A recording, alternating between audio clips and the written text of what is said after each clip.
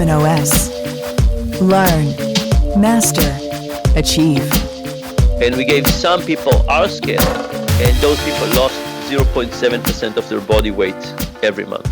Greetings, listeners. Today I am thrilled to welcome Professor Dan Ariely to humanOS Radio. Dan is a professor of behavioral economics at Duke University. His work looks into how humans make decisions and how rational or irrational we are on a daily basis. He is the author of numerous best-selling books, including Predictably Irrational, The Honest Truth About Dishonesty, and his latest book, Payoff, The Hidden Logic That Shapes Our Motivation. He has also given numerous TED Talks and other popular lectures on decision science that you can find online, and he advises multiple companies to help them create products based off of a better fundamental assumptions about what really drives human behavior, including a new body weight scale called Shapa that we will discuss today. Dan, welcome to the show. Lovely to be here. We think we have much more control over how we live than is reality. Tell us about some of the fundamental paradoxes of how we think we decide and behave and how we really decide and behave and what's driving that. Yeah, so maybe my favorite example of this is a study with a company called Express Script. And Express Script is a PBM. They basically manage pharmaceutical benefits and they do all kinds of things. Among them, they send people medication over the mail. Right. So imagine that you have like a long-term illness, and Express Script sends you the medication over the mail every 90 days. Right. And one of the things they want to do is they want to switch people from branded medication to generic medications. And they send people letters and they say, please, please, please switch to generics. You will save money, we will save money, your employer will save money, the world will be a better place. But nothing happens. People don't switch. Okay. So they try all kinds of things, including for 1 year, they told people, if you switch this year, we will reduce your copay to zero, right? Sounds like an amazing deal, sure. Right? But almost nobody switched. So at that point, they came to talk to a group of us of social scientists, and they said, what's happening? How can it be that we offer people to switch from a $20 a month copay, not to the regular $5 a month for generic, but to free, and people don't switch? And they said, could it be that people hate generic medication so much that even free is not working? And we basically said, look, this is possible, but it's also possible that people just hate doing anything. Right? And we said, let's think about the little details of what's going on. So when you look at the little details, you say people start with branded, and they could do nothing and end with branded. Or they could do something, return a letter, and end with generic. But it's really what we call a confounded design. It's two things at the same time. It's branded versus generic, but also doing nothing versus doing something. So which one is it? They're doing nothing versus doing something, or they're branded versus generic? So we said, what if we reverse things? What if you send people a letter and you say, if you don't return this letter, we're going to switch you to generic automatically. And if you want to stay with branded, then you don't need to. Then you need to return the letter to us, right? So reversing it, the generic switching to generics become the no action path. But if you want to stay with branded, you have to return the letter. So it turns out that's illegal. It's illegal to switch on people's medication. So they did something else, what is called forced choice. They basically send people a letter and say, you can't do nothing. If you don't return this letter, we will be forced to stop your medications. But when you return the medication, you could choose generic at this price or branded at this price. There's no free anymore. What happened? 80 to 90% of the people switched. Right? So what does it mean? Do people like generic or like branded? People just don't care. What people hate is returning letters. Right. And when I describe this experiment to people, sometimes they say, oh, come on, wouldn't people return a letter if it could save them $15 or $20 a month every month for the rest of their lives? And then I said, okay, let's think about our own lives. How many of us have a subscription or membership to something that we should be canceling? But we just don't feel like it today. Next month.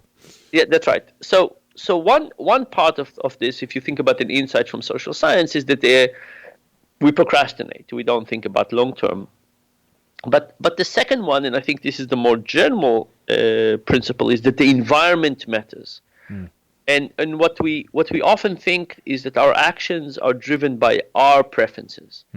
That we have these preferences running in our mind, and we just act based on them.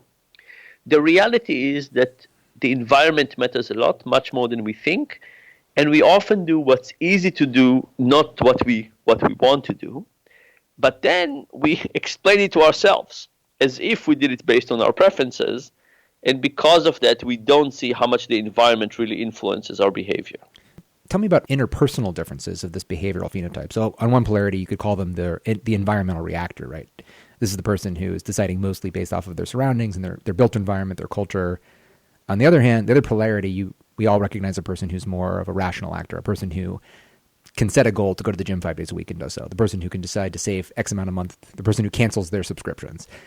So first of all, does this polarity really exist? And if so, what is that fractional breakdown across the population? Do we really see these sort of extremes of people? And what are the forces that can maybe shift somebody in one direction or the other? Even if you do have pretty good controls over some of your behaviors, you also might let that subscription keep going, even though you know you want to cancel it. But you do go to the gym 5 days a week.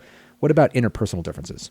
Yeah, so and that's the last part of your question. I think is the most important one. Is in general, there is a personality trait of grit or self-control that ends up being important, right? And it's about it's not so much about being like the Dalai Lama that you could just stare at a cookie and not care. Yeah. But it's more about finding little tricks of overriding temptation, right? So basically saying, if I want to do this, I make a note from it, I put it in my calendar, and I do it. I make a promise to other people. I don't start on other things before I do that. It's more like some people have personal tricks to how to trick the system and get them to do things that are good for them in the long term rather than the short term.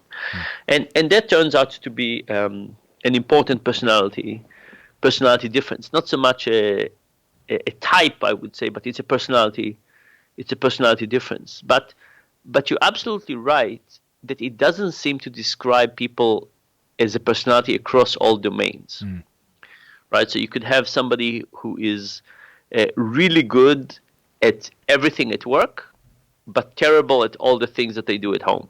Right. Right? Or somebody who is really good when it comes to promises we make to other people, but not good to things that we do personally. So there's certainly these important differences. Certain people can have things stay in their surveillance, but then the things that are not, that are less important, that they care about a little bit less. Most humans tend to revert to this sort of behavior of taking the easy path. Yeah, and I'm not sure you would call it care a bit less. They end up doing less of it. But some people, for example, have a really hard time with anything that has to do with food. So it doesn't mean that they don't care about health or eating or so on. They just have a really hard time with that, and there are differences on that. And by the way, that's true for lots of personality. Psychologists for a long time have looked for these personality traits that describe how we are across many domains. But the reality is that the way personality works is that it's different per domain. So you can say, do you like the color red? Maybe you like red shoes and red cars, but not necessarily red jackets, or red home, or red pillows, right? It's the fact that you are working on a particular type of approach to life in some domains doesn't necessarily mean that you do it across domains. Is the right approach to try to then affect control over something that you do care about to increase your motivation somehow for interventions to try to make you more motivated to go out and achieve it? That's probably a common approach. Is that the right approach? My metaphor for behavioral change is thinking about every task like sending a spaceship to space.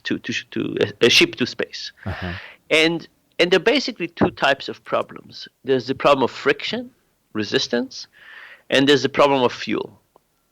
And the first thing to do is to take the path of least resistance, is to say, how do you reduce friction? So if you want to go to the gym, how do you make it so that it's the easiest thing to do, right? You already packed your clothes, or maybe your clothes are in the gym, or maybe you are setting to meet a friend very close. You basically make the process have less friction. And then the second thing is to say, how do we add more motivation? How do we add to the fuel? Mm-hmm. And for example, you could have add some social responsibility, or give yourself points, or you could say every time I finish exercising, I go to a sauna. Or, you do things that take what you do and give you an additional reward, doing the right thing for the wrong reasons. And the first step is usually to try and just reduce friction. Mm-hmm. Right. Think about your refrigerator at home. If you open the refrigerator and ask yourself, what do I want to eat?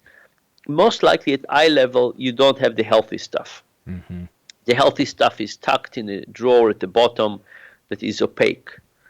Right? If you want to make it slightly easier to eat the healthy stuff, you want to put fruits and vegetables at eye level and take the unhealthy stuff and hide it in this opaque drawer. That's the first thing. And then the second thing is to create some extra motivation for yourself.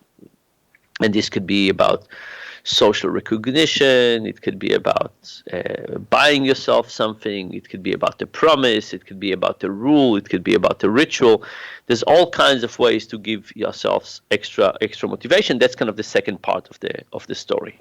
With regard to weight loss in January, that's probably the focus of many people in the United States. Many people are trying to lose at least a few pounds that they gained over the holidays. One, you can modify your environment. So make your environment have better choices and make the choices that aren't so good less visible, harder to attain, or remove them entirely. And then also do some things that make your behaviors rewarded. Either you do something that you like doing afterwards, or you do something that gets some social recognition from your friends. And I know that you're working on a new product called the Shapa scale. So tell us a little bit about this scale. How is it different than a normal scale? Yes. So first of all, Nati, my co-founder, and I started thinking about weight loss.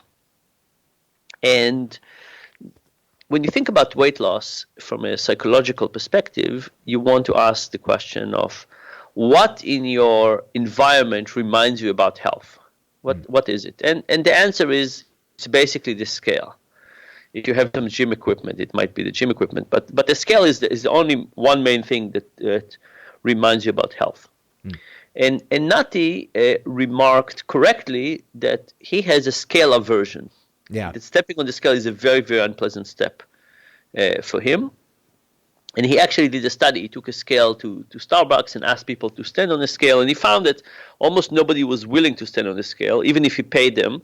And then if they did stand on the scale, the very few people that did had all kinds of stories about, why they were wearing the heavy cotton today or something else. So we said, okay, the scale seems to be a really important element, but people have a scale aversion and they don't like it. And then we looked at research on the scale. And it turns out it's really good to stand on the scale every day. Mm-hmm. You remind yourself that you want to be healthy. Yep. It's good to stand on the scale in the morning, not in the evening, because in the morning you remind yourself you want to be healthy and you eat a little bit less for breakfast. Right. If you stand on the scale in the evening, it's too late. You just go to bed, you wake up the next morning, you forget the whole thing. Can't do anything about it then. That's right. Weight also fluctuates a lot. And weight fluctuates creates two things. The first one is what we call gain aversion.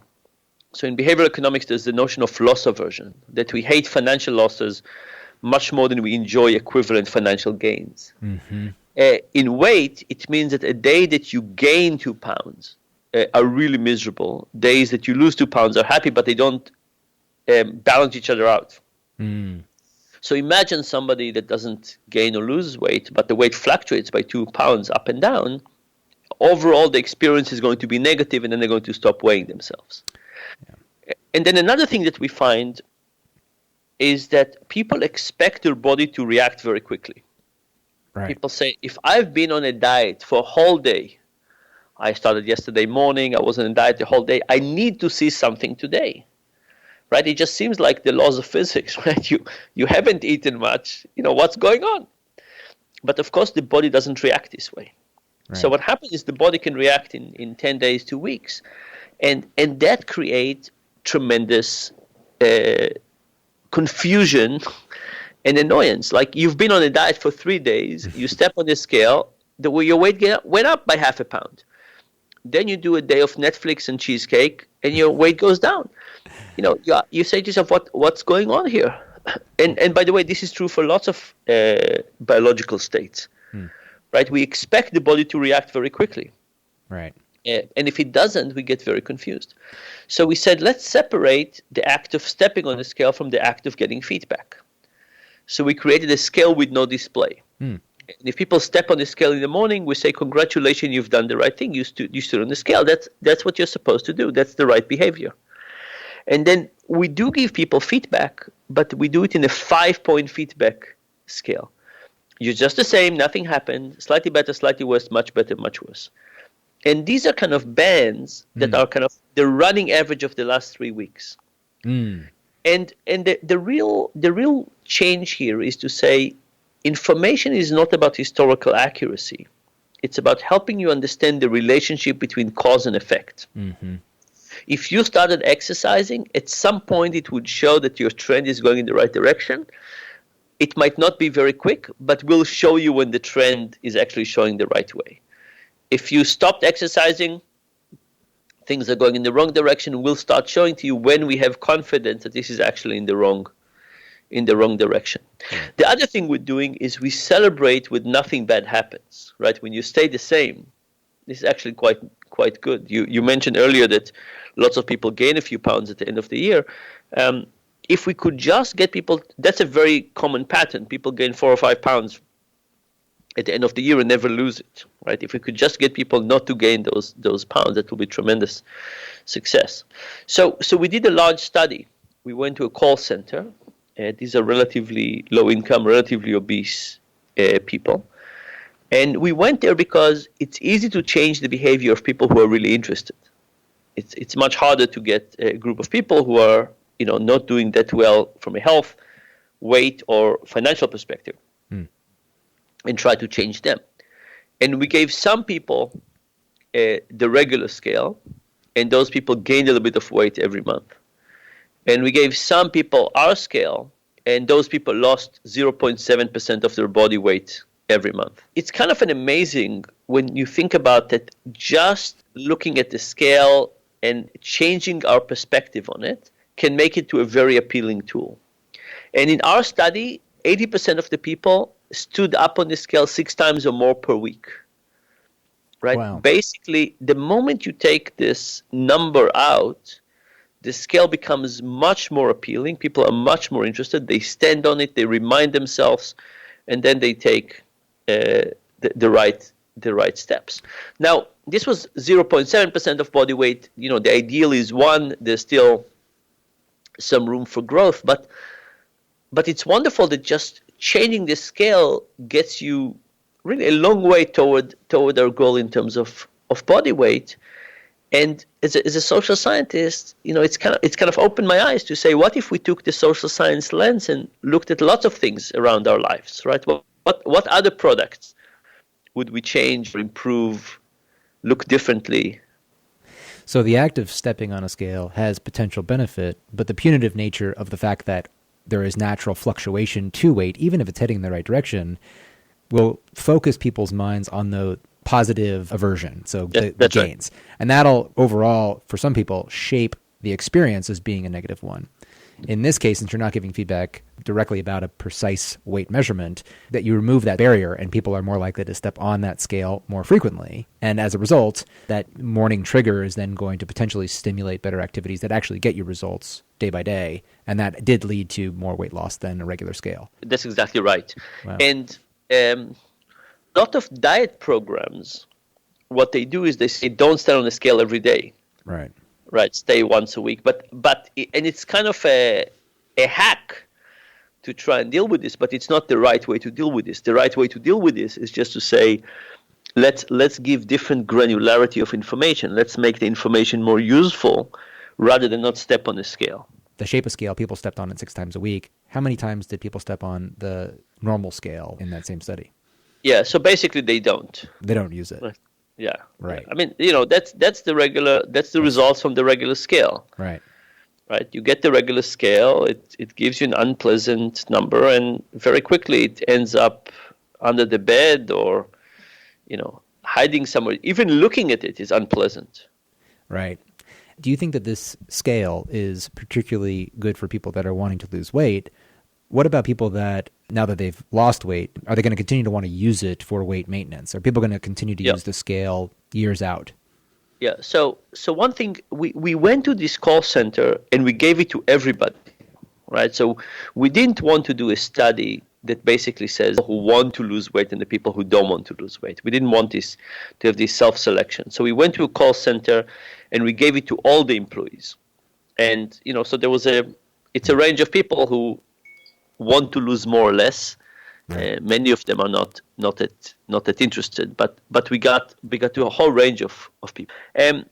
The other nice thing about this 5-point feedback mechanism is that we can adjust it depending on where people are in their journey. Right? So we right now we have a whole standard deviation dedicated to nothing bad is happening. Right? Slightly better, slightly worse, much better, much worse, nothing bad is happening. But as people kind of arrive at different places in their weight loss journey, we adjust the algorithm to give more weight to what their current goal is.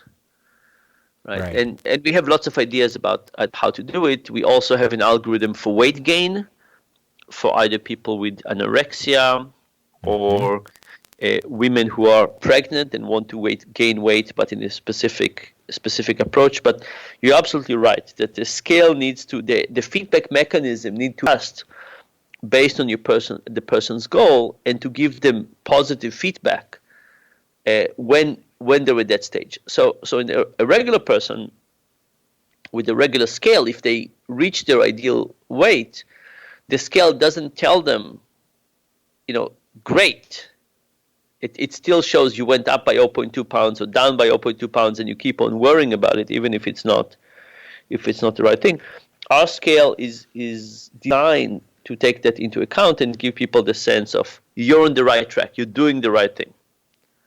Is there a way for people to see what their actual weight is? Can you dive 3 steps down into the app to actually get there? Yeah. So in the first version of the app, with the study that I just described to you, we didn't have it. Okay. And people wanted it, and I said no, and we didn't give it to them. The current version of the app has the weight. As you said, it's not the most immediately visible thing. You have to dig for it a little bit. But it also doesn't give you your weight today. It gives you the average of the first 10 days that you used the Shapa scale, and it gives you the average of the last 10 days. Right? I think that's smart. So you get a sense of what your weight is, because sometimes people would ask you and say, how much do you weigh? And you don't want to say, I'm green. Right. I was tired, I was trending toward red, but you have to have a language for this. So we are giving this to people, but we're doing it at the average of the last 10 days. I like that. I think giving people an average makes sense. If you just happen to step on it once a week and you're on a day where you're holding a little bit more water, it could make it seem like a good week was a bad week. So trends are good. Yeah. Well, Dan, I know our time is short here today, but thank you so much for spending some time with us. It's a really interesting concept, and I wish you all the best success with it. Thank you very much. I appreciate it. Thanks for listening, and come visit us soon at humanOS.me.